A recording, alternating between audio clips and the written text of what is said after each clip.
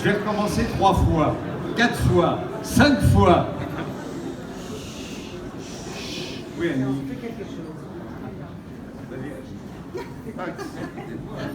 Ne me laissez pas tout seul, j'ai peur, vous savez. Je suis inquiet. Allez.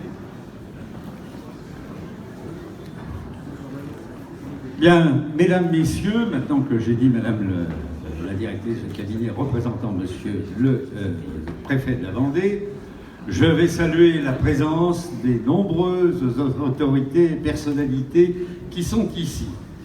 Tout d'abord, monsieur Bon, madame la sénatrice, pardon, Annick Billon, monsieur Bon, qui est le vice-président du conseil départemental, il est là, oui, chargé des affaires culturelles au département de la Vendée. J'ai cru apercevoir monsieur le directeur régional adjoint des affaires culturelles, Patrice Duchet. Il est là. Également Gabrielle Guy Delisle, qui est la nouvelle commissaire de police avec laquelle nous sommes en train de nouer un fructueux partenariat autour de la sécurité de ce musée et de sa sécurisation future avec les services de l'État.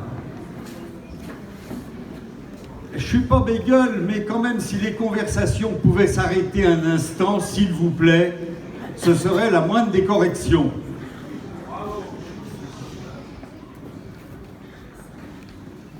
Que le public ardent et enthousiaste n'hésite pas à relayer mon message.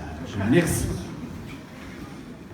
J'ai vu Daniel Abadi, j'ai vu également Henri-Claude Rousseau, Henri Griffon, président du FRAC, de nombreux élus,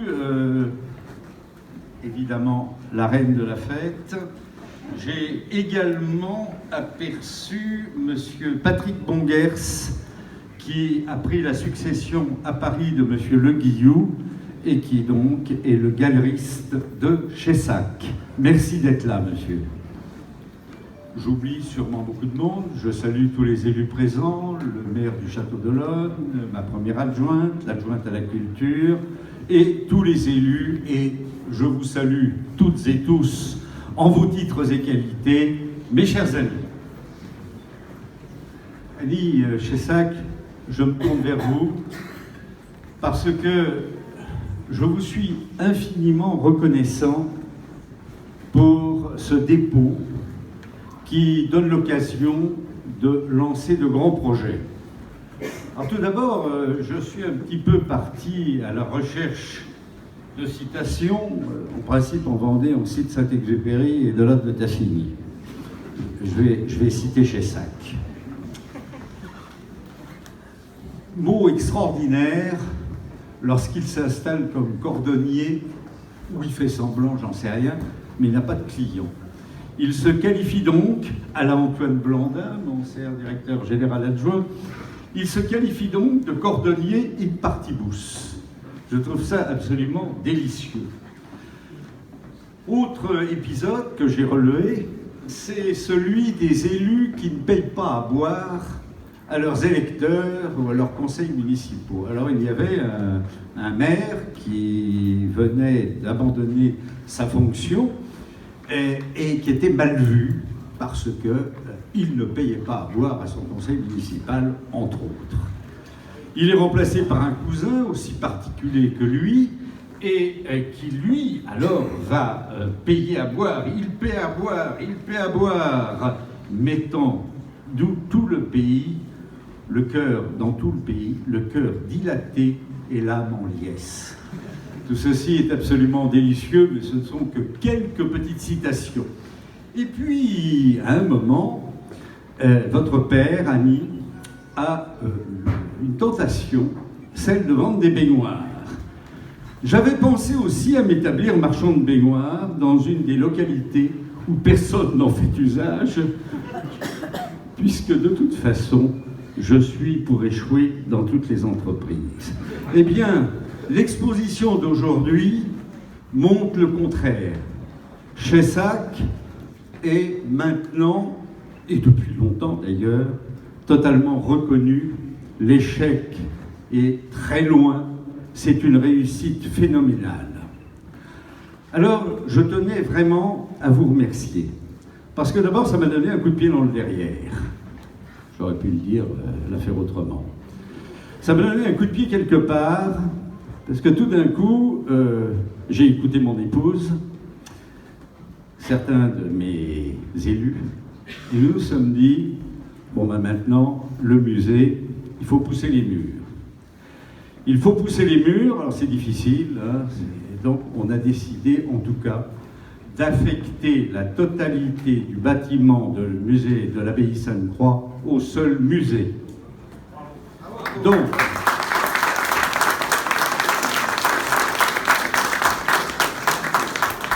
et je veux aller vite, je n'ai plus 20 ans, et c'est un mandat qui quand même est dans sa partie finissante. Donc les services actuellement travaillent sur la construction de la bibliothèque, médiathèque, sur le site. J'avais espoir un moment. Merci. J'avais espoir de récupérer des locaux sur le site EDF. Ça ne se fait pas. Premièrement, ça va aller vite. Vous serez surpris d'ailleurs. J'espère pouvoir inaugurer avant la fusion des communes cet équipement. 1. 2. J'ai demandé au service également d'étudier la remise en état de l'ensemble des bâtiments en fonction notamment, ma chère Gaëlle, du sens de circulation qu'il faut établir. Donc il y a un bureau à faire sauter, il y a quelques travaux à faire, il y a de la déco aussi. Tout ceci doit être fait simultanément. Nous devons, j'espère, à la fin de l'année 2018, pouvoir inaugurer la médiathèque et voir ces locaux, ce bâtiment, somptueux par ailleurs, somptueux, affecté totalement au musée. Par ailleurs, vous avez pu voir que nous lancions une offensive, et je remercie Henri Griffon pour son aide, et Jean-Luc Tesson d'ailleurs, et mon directeur de cabinet.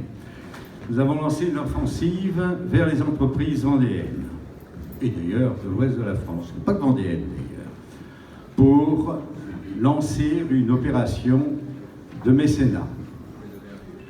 C'est l'objet de la réunion du 16 novembre dans la Croisée. J'ai oublié de saluer la présence de mon prédécesseur, Louis Guédon, qui était très attaché à ce musée, dont il disait plaisamment, je cite, qu'il était plus connu à New York qu'à la Batachar.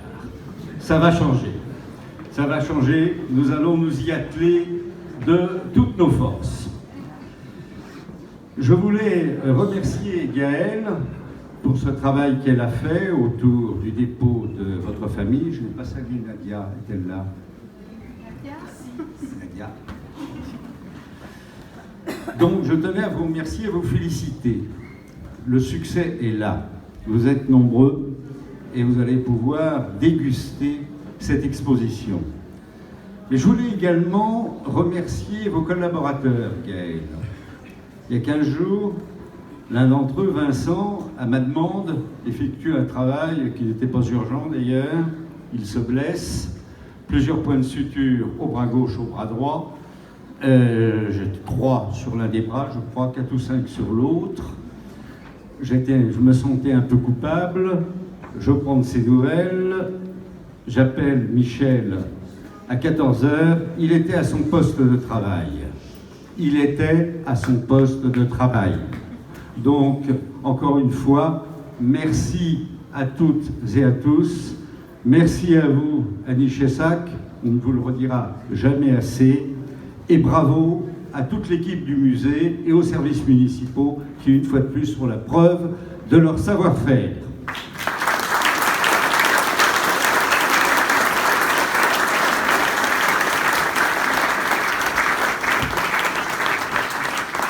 Bonsoir à tous. Alors en effet, je crois que vous savez tous ici que Gaston Chessac est l'artiste tutélaire de notre musée. Et en effet, grâce à ce magnifique dépôt, alors d'un ensemble de 103 pièces exactement, toutes techniques confondues, que nous accorde aujourd'hui la famille de l'artiste, grâce aussi à l'acquisition d'une correspondance majeure, celle que Gaston Chessac a adressée à Anatole Jakowski, qui fut le premier critique d'art à lui consacrer un ouvrage en 1952.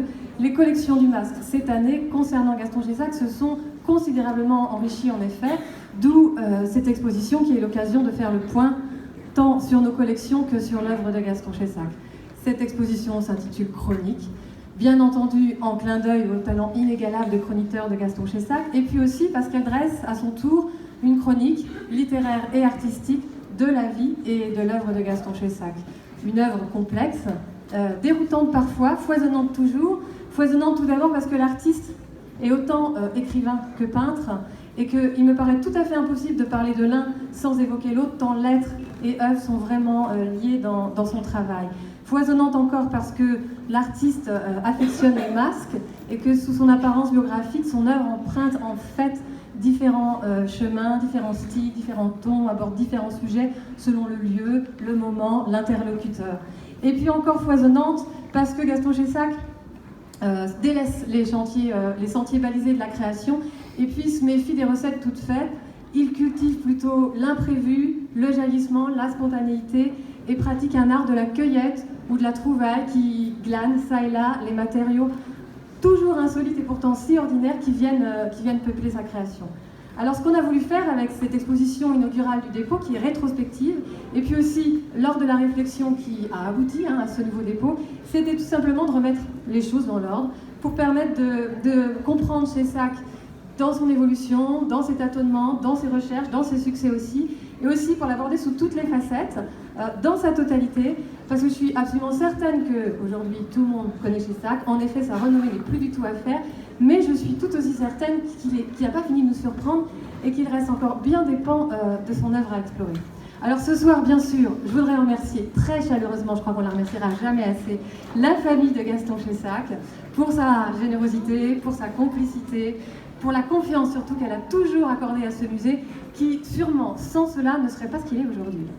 Et en effet, monsieur le maire, je voudrais aussi remercier tout particulièrement ce soir toute l'équipe du musée, parce que cette exposition s'est vraiment accompagnée d'un travail de fond mené sur nos collections, qui font vraiment référence en ce qui concerne Gaston Chessac.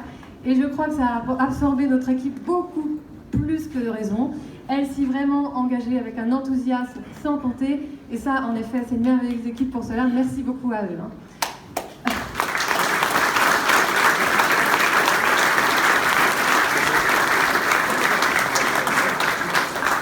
Merci également à l'équipe scientifique qui nous a accompagnés dans cette aventure. Ils ne sont malheureusement pas là ce soir. C'est Vanessa Noiset, Dominique Brulet, Yolande Rall, qui sont tous trois fins connaisseurs de l'œuvre de Gaston Chessac. Je voudrais saluer bien sûr nos partenaires, la Direction régionale des affaires culturelles des Pays de la Loire, le Conseil régional des Pays de la Loire, les Amis du Masque, qui savent toute l'importance que tient Chessac dans la grande histoire de l'art, mais aussi dans notre petit musée, et qui nous aident vraiment à la conforter. Merci aussi à nos mécènes, la Société à l'Aise, le Groupe du Breuil, l'espace culturel Leclerc de Leune-sur-Mer, qui nous permettent de continuer à agrandir et à inventer de nouveaux projets. Merci à vous, bien sûr, d'être si nombreux ici ce soir, et très belle soirée en compagnie de Gaston Chessac.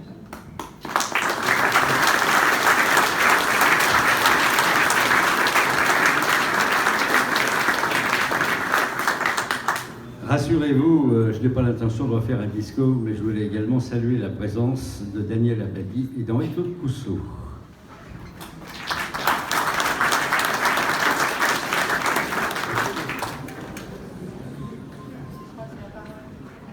Non, madame. Alita ?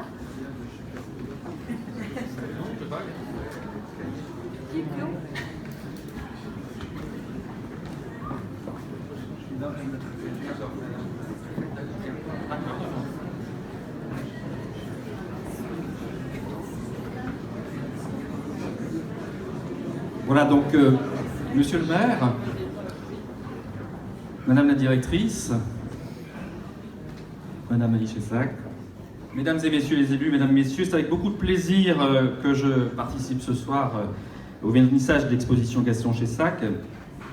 D'abord parce qu'elle marque un nouveau temps fort de la programmation du 2017-2018 du musée de l'abbaye de Sainte-Croix, après la superbe exposition cet été de Bernard Rancillac. Ensuite, parce qu'elle témoigne du fait que Gaston Chessac est bien ici chez lui au Sable d'Olonne, dans ce musée dédié à l'art moderne et à l'art contemporain, qui a ouvert ses portes en 1963, un an avant sa mort. Enfin, parce qu'elle nous offre l'opportunité de découvrir de nouvelles facettes de son œuvre par la présentation nouvelle de la collection que le musée abrite habituellement et par le dépôt exceptionnel consenti par la famille de l'artiste. Et voilà, je tiens à remercier cet acte généreux que vous faites. C'est effectivement une collaboration, hein, Madame Chessac, que vous poursuivez aujourd'hui, hein, une belle histoire qui se poursuit et qui s'était nouée il y a déjà très longtemps au travers de l'ensemble des conservateurs qui ont dirigé cette maison. Il y avait une relation intime entre le musée et l'œuvre de Chessac qui a vraiment été nourrie par ce travail scientifique conduit par les conservateurs successifs. Voilà, en acceptant de concéder pour 10 années ce dépôt de 100 nouvelles œuvres, vous faites, Madame, une excellente action. D'abord en faisant bien sûr progresser le nombre accueilli d'œuvres dans le musée. Vous contribuez à l'enrichissement de la collection qui est évidemment connue par les amateurs d'art contemporain partout en France. Et vous contribuez à ce que l'institution muséale veille à la préservation de l'œuvre. C'est ça qui est important. La bonne conservation de l'œuvre de votre père, en même temps qu'elle promeut un meilleur accès à ces œuvres par le public et notamment par des actions de médiation que conduit le musée. Et donc, au nom de la ministre de la Culture, nous saluons cette belle initiative et nous vous adressons nos remerciements les plus chaleureux.